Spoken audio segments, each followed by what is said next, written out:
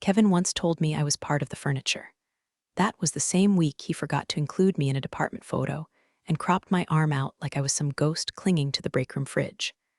The day I got fired for stealing company time, I was literally alphabetizing shipping labels while microwaving a lean cuisine. They called it gross misconduct. I called it Monday. Let's rewind a bit before the HR ambush, before the lies, before the courtroom showdown that turned my manager's McMansion into a foreclosure sign. I'd worked at Midway Logistics for 11 years, 7 months, and 12 days, give or take a snow day. Long enough to know which printers jammed the most, which clients were allergic to uppercase letters, and which fake smile executives only remembered your name if you brought cookies to meetings. My name's Evelyn. I was the kind of office admin they forget to CC on emails, but always expected to clean up the fallout. And I did, quietly, flawlessly, invisibly. But invisibility gets heavy after a while, so I built a stupid little app. Not for them, for me. Just a quirky, nerdy side project to prove to myself that my time meant something. Every keystroke, every login, every task timestamped and hashed to a public blockchain ledger. Think of it like a Fitbit for work, except instead of counting steps, it counted how many times I saved Kevin's ass from another scheduling disaster.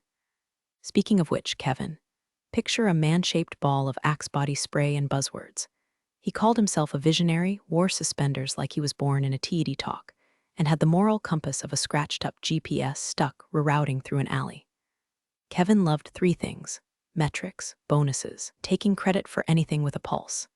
He once said I was too valuable to promote, like a cursed chandelier that's too pretty to move, even if it leaks mercury and blocks the only emergency exit. Now, before I go further, I just gotta say, if you're still listening and haven't hit that little subscribe button or tapped a like, do it now. Seriously, 97% of you ghosts binge these stories without a peep. Every click keeps this engine running, and our petty revenge-fueled hearts beating. Plus, it drives Kevin absolutely nuts, and that's just a bonus. Anyway, back to the fluorescent purgatory of my daily life. I wasn't expecting fireworks. I wasn't angling for a raise. Hell, I was just trying to survive another quarter without developing a caffeine allergy or strangling the Xerox machine with my lanyard. But around the end of Q2, Kevin started dropping little hints. Corporate's tightening belts, he'd say, sipping his oat milk latte. We need to trim the fat. He never looked at me when he said it, just kind of scanned the room like he was hunting for someone expendable to throw under the budget bus. I should have seen it coming. I should have realized that when a man like Kevin starts talking like a personal trainer, someone's about to lose their job or their sanity. But back then, I didn't worry, because I had my app, my little digital diary of integrity, humming away in the background like a loyal watchdog with a time-stamped bark.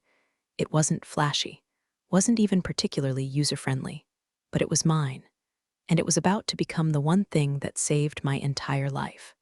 The first time they shorted my paycheck, I honestly thought it was a typo. 2 hours, that's roughly $34, enough for a modest grocery run, or about 17 gallons of gas at Kroger. Give or take a coupon. It's not like it was going to bankrupt me, but there was something uniquely galling about seeing your value discounted by someone else's keystroke. I double-checked the math 3 times before I allowed myself to get annoyed. Careful admin habits die hard, after all. "Hey, Kevin," I said, knocking lightly on his always ajar office door. Kevin hated privacy almost as much as he hated accountability. "My paycheck looks a little short this week. Probably just a mistake, but could you take a look?" He swiveled dramatically in his ergonomic chair, the kind that cost more than my monthly mortgage and probably massaged his ego as well as his lumbar. Kevin's smile stretched thin, something practiced in front of bathroom mirrors before board meetings. "Short, Evelyn, really," made a show of glancing at his monitor, tapping exaggeratedly on the keyboard. "Huh, you sure you didn't clock out late from lunch?" "I don't usually take lunches long enough to even eat," I joked softly, forcing myself to smile, hoping to diffuse whatever weird tension had suddenly filled the space between us. Kevin chuckled back, his patented condescending "I'm smarter than you" chuckle, and shook his head. "You might want to watch that. Little things add up," he said, leaning back and interlacing his fingers behind his head, practically basking in self-satisfaction. I left his office with an unsettled feeling dancing around my ribs. It wasn't outright fear, just that quiet internal voice whispering, This isn't over yet. At home that evening, I couldn't shake it. For nearly 12 years, my paycheck had been one of the few consistent things in my life, a predictable sequence of digits, reassuring in their dull routine. Poured myself a glass of cheap Chardonnay, slid open my laptop, and navigated to my quirky little app. There it was, bright and clear. My hours for the last 2 weeks neatly time-stamped, irrevocably recorded, block after digital block. According to my blockchain records, I hadn't missed even a single minute. Not an extended lunch break, not a forgotten login. Everything added up to exactly what should have been, down to the second. Yet Kevin's official timesheet, one the company system proudly displayed, was off by exactly 2 hours. The precision of that discrepancy gnawed at me. Not 1 hour and 53 minutes. Not 2 hours and 7 minutes. Exactly 2. Mistakes happen, sure, but mistakes rarely look so intentional, so cleanly surgical. I leaned back in my creaky kitchen chair, the Chardonnay suddenly tasting sharper than usual. Outside, streetlights flickered awake, illuminating the neighborhood that I had sacrificed countless evenings of overtime to keep paying for. A neighbor waved to me as she watered her petunias, oblivious to my internal detective work and rising paranoia. For a moment, I envied her simplicity, the kind of life where a paycheck is just money, not a breadcrumb on a trail you didn't yet know you had to follow. I decided then and there. I would watch every cent, every hour, every keystroke. Kevin might think he was clever, but he didn't know about my app, my immutable truth machine quietly ticking away behind the scenes. If there was something shady going on, something deliberate, I'd catch it. And next time, I wouldn't just politely knock on his door, I'd kick it wide open. The next paycheck hit like a sucker punch. I'd been cautiously optimistic, half expecting a sheepish email from payroll apologizing for the last mistake, maybe even a token Starbucks card as in our bad. Instead, what I got was nearly 8 hours missing, a full day's wage erased from existence. My stomach twisted itself into knots tighter than Kevin's overpriced ties, and suddenly, my cozy little desk at Midway Logistics felt more like enemy territory. Before I could even draft another politely puzzled email, my desk phone buzzed ominously. The tiny LCD screen spelled out my fate. Conference RMB ASAP. Conference Room B wasn't for birthday cakes or baby showers. It was HR territory, reserved for layoffs, write-ups, or anything too ugly to do openly. It felt like a sentencing chamber lined with IKEA laminate tables. Kevin was already there, of course, poised at the head of the table next to a stern-looking woman from HR whose smile muscles had clearly atrophied years ago. Kevin nodded solemnly, as if we were at a funeral. A thick folder sat ominously in front of him, like a loaded pistol pointed straight at my future. "Evelyn," he started, his voice a masterclass in artificial regret, "we've got a bit of a serious issue here." My pulse quickened. "Is this about my paycheck?" I asked, hoping my voice sounded steadier than my trembling fingers. "Because there's clearly been some mistake." He raised a hand, silencing me in the same patronizing way he'd dismiss a misbehaving toddler.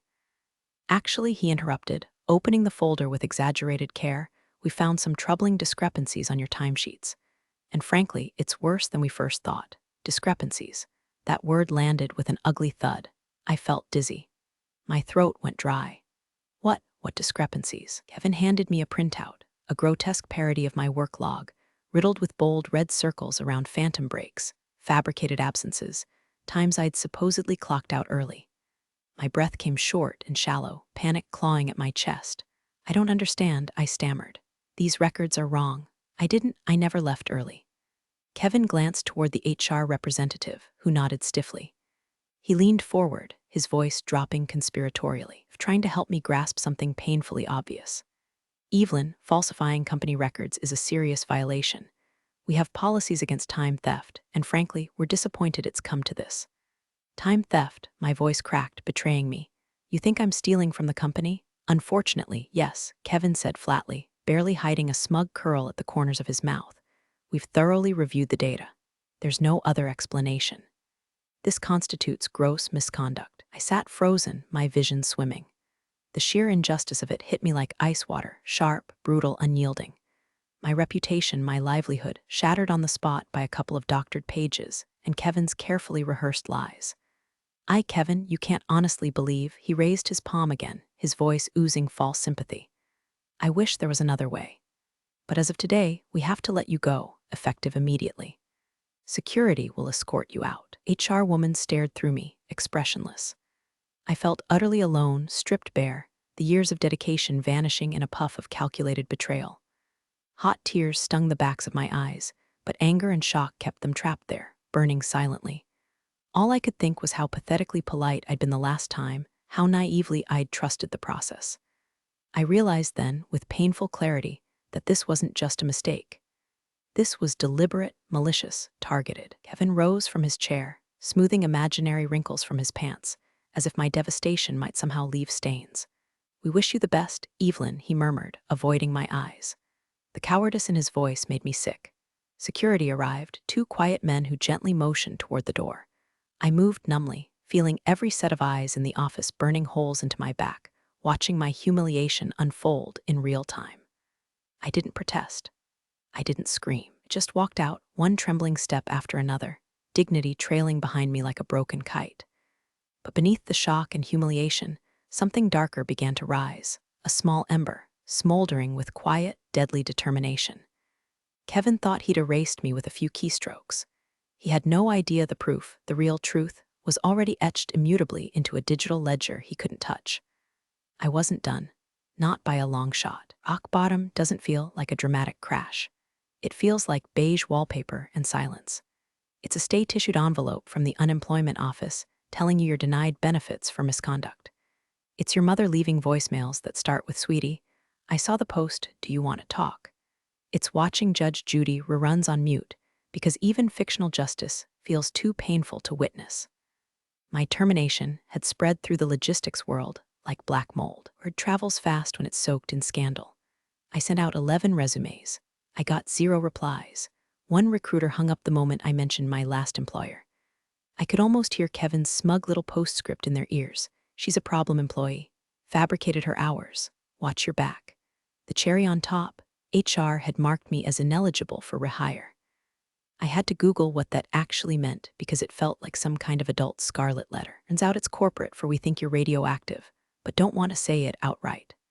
My savings started shrinking like a puddle in the sun. Groceries turned into ramen. My car's check engine light came on and I just ignored it. For the first time since I was 19, I felt powerless. I scraped together enough for consultation with a lawyer, Margaret, 60-something, exhausted, brilliant, and so overworked she had to use voice-to-text because her wrists were shot. She listened to my story with a raised eyebrow and took 2 deep sighs before answering. "You're telling me they altered your timesheets, fired you for theft, and now you're blocked from every job in your field?" "Exactly. Do you have proof?" "I have my own records," I said. "A log. I made this app kind of a personal tracker. It logs everything I do and saves it to a blockchain. Immutable timestamps, cryptographic signatures." Margaret blinked. "So, a nerd diary?" "Exactly," I said, probably too eagerly. "But it's not just notes, it's irrefutable. Every log is anchored publicly, nobody can change it, not even me." She nodded slowly. "Sounds neat. But unless it's admissible, it's just a hobby project. Without hard evidence or a confession, this is your word against theirs. And corporations, they don't lose those. It was fair. It was honest." It made me want to scream into a pillow. I thanked her and walked home through a cold wind that bit harder than it should have. Somewhere on the way, I stepped in a puddle and didn't even flinch. I was numb all over. My apartment was too quiet when I got back. I didn't turn on the lights. I didn't eat. I sat on the floor and opened my old company-issued laptop, out of habit more than anything. And that's when I saw it. The little icon. A white square with a blue cube inside it, tucked away in the corner of my desktop like a forgotten post-it note from a better life. Chain logger V1.7. My pulse spiked. I clicked it open. There they were, line after line of pristine entries. Clock-ins, file edits, email timestamps. All hashed, all secured, all anchored to a decentralized ledger across hundreds of nodes. No Kevin in the world could reach in and doctor these. July 18, 8:01 a.m. logged into Midway portal July 18, 12:03 p.m. updated shipping manifest July 18, 5:02 p.m. clocked out exactly 8 hours. And it wasn't just that day. It was all of them. I had a full record, every week, every hour, every minute they'd accused me of stealing. Not my version of events. The version. Immutable, public, timestamped truth. I sat there in the dark, blinking at the glow of digital justice glowing back at me, and something in my gut flipped. Rage, not the kind that burns out quick, but the cold, patient kind. The kind that plots, I hadn't lost everything. They just thought I had, because they thought they owned the truth. But the truth didn't belong to them anymore. It belonged to me. His name was Ili Navarro, and he looked like he drank cold brew for blood and hadn't slept since 2019. Mid-30s, slightly unshaven, with a faded hoodie that said "I object" in Comic Sans. The receptionist at the legal aid office said he was new, but hungry. What she didn't say was that Ili had the energy of a caffeinated raccoon and the moral fury of a Baptist preacher watching a poker game.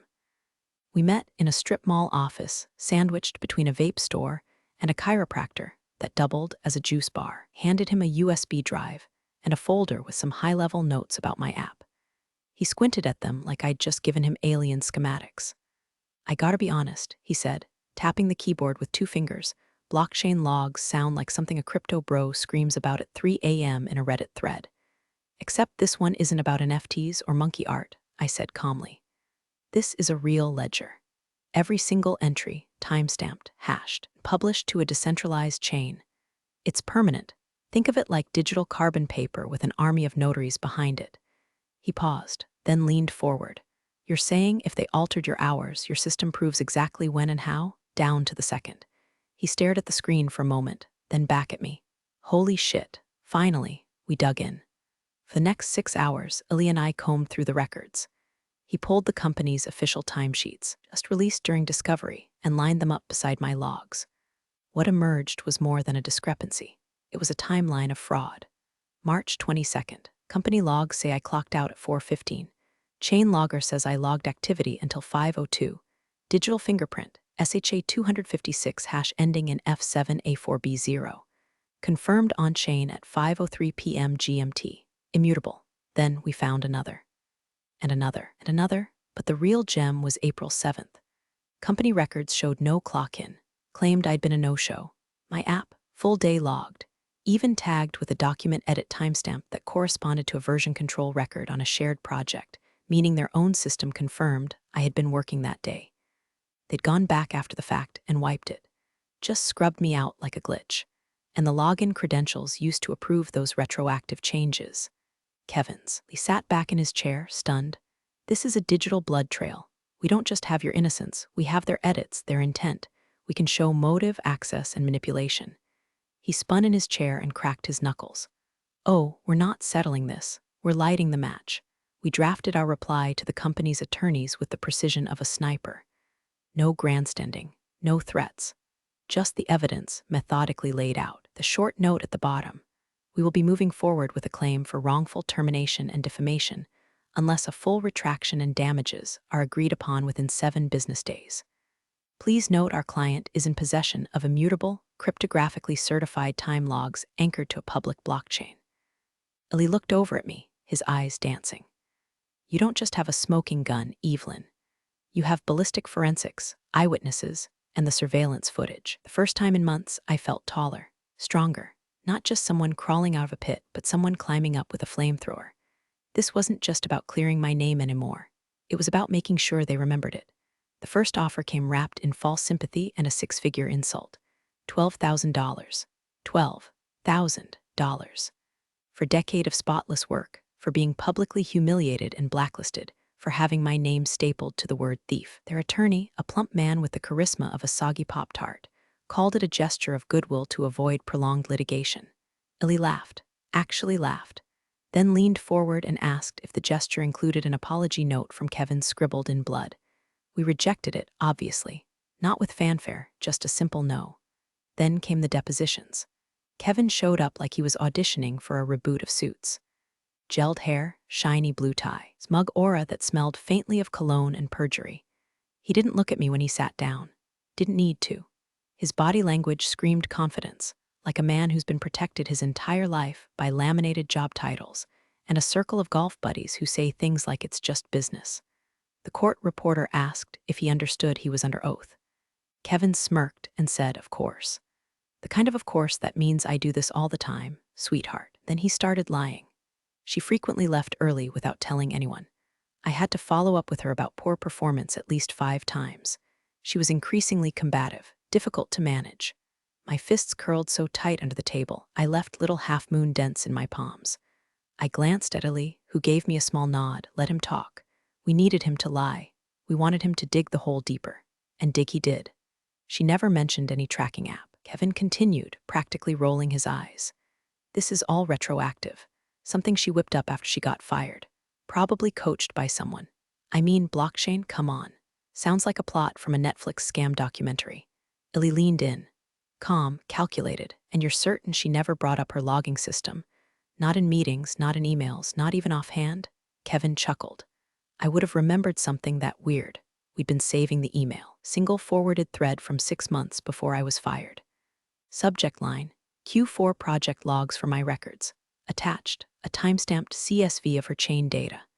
Kevin had replied with a thumbs-up emoji and the words, "Lol, you're such a nerd." When he dropped that into the record, Kevin's jaw didn't drop, but his ears turned crimson. And that silence? The sound of a man realizing the floor beneath him isn't solid, it's paper. And it's on fire. The company's lawyers didn't stop. They pivoted. If your client's system is so perfect, one of them said, adjusting his collar, why has no one heard of it? There's no third-party validation. No peer review. This could have been generated post-termination. It's not admissible as objective fact. He didn't even blink. It's not about peer review. It's about cryptographic integrity. Every entry is time-stamped to a decentralized chain that neither Evelyn nor you can alter. You can cross-reference her entries with your internal metadata. In fact, we did. It was your own servers that confirmed her timestamps. Silence again. They hadn't expected us to do our homework. They thought I was just a disgruntled nobody trying to score a settlement and a little drama. But I wasn't.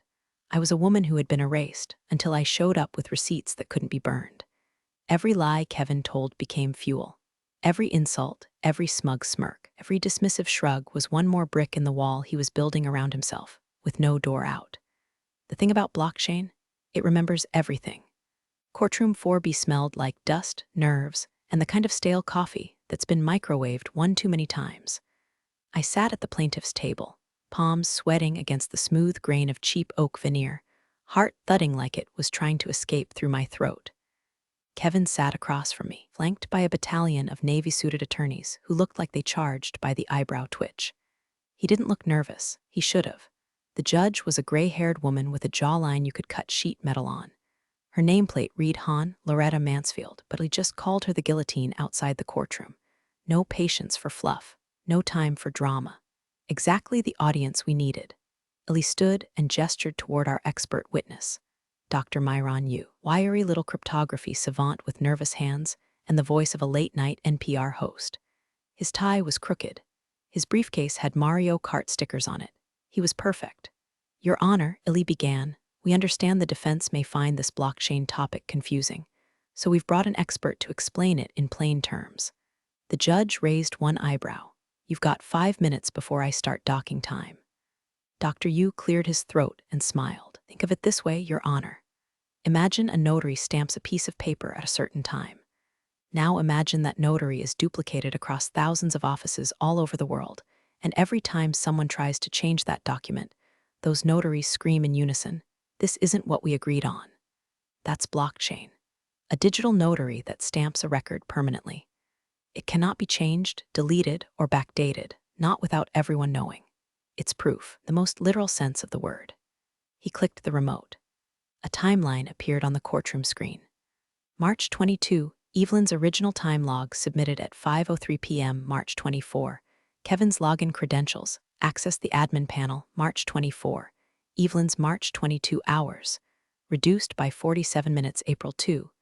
Kevin again accessed the payroll server April 2, Evelyn's, April 1 entry altered by 2 hours. 16 minutes, each event was timestamped.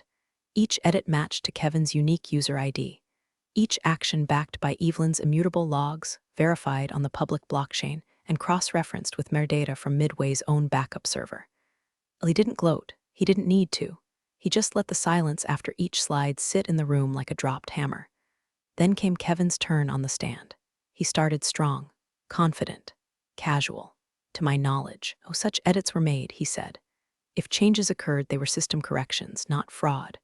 I have no recollection of altering anything myself. Lee stepped forward slowly. Mr. Carson, he said almost gently, do you recognize this login ID? Kevin nodded. That's my admin credential. And were you aware it accessed the payroll system on April 2nd at 8:46 p.m.? He shifted. I may have logged in that night. I often work late. You aware that this same login made edits to Evelyn's records? If it did, it was to fix an error. Maybe she input something wrong. Lee clicked to the next slide. Here is the metadata from the internal document management system. Here is Evelyn's blockchain logged entry. They match. Her original timesheet was correct. Your login altered it after payroll had closed. You didn't fix an error. You fabricated one. Kevin's composure cracked. His mouth opened, then shut. His lawyer leaned in, whispering fast. Lee kept going. Is it your testimony that Evelyn was falsifying hours? Yes, Kevin blurted, clinging to the story like a life raft. She was. She made it all up. Doctor, you stood. Impossible, he said flatly. The judge leaned forward. Explain. Dr. Yu tapped his tablet. Each log entry from Evelyn's app contains a cryptographic hash. It's like a fingerprint. You cannot fake it because to do so, you'd have to forge every node in the public blockchain network. You'd need to convince thousands of independent servers to rewrite history. That has never happened, not once, not in 15 years of global blockchain use. The courtroom fell silent except for the whir of the ceiling fan and the gentle sound of Kevin's career collapsing in real time. Mr. Carson, the judge said, voice like a steel trap, you are under oath. You've stated these records were faked. You have any evidence, to support that claim? Kevin's face turned a shade somewhere between beetroot and raw salmon. His lips moved. No sound came out. No, he finally whispered. No, Your Honor. It was the only true thing he said all day. Judge Mansfield didn't look up from her papers for a solid 30 seconds. Just silence. The kind that scrapes your nerves raw.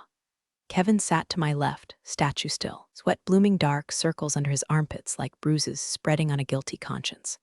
His lawyer stared straight ahead like if he didn't blink, the ruling might change.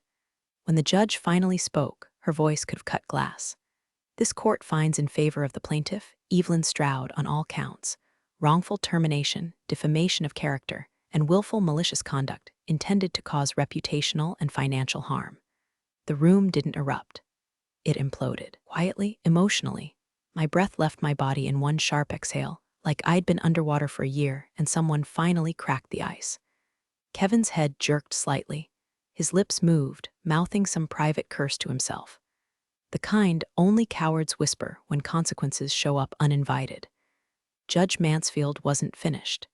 It is the opinion of this court that the defendant, Mr. Kevin Carson, knowingly falsified records in order to eliminate a subordinate whose accurate performance threatened his own managerial metrics.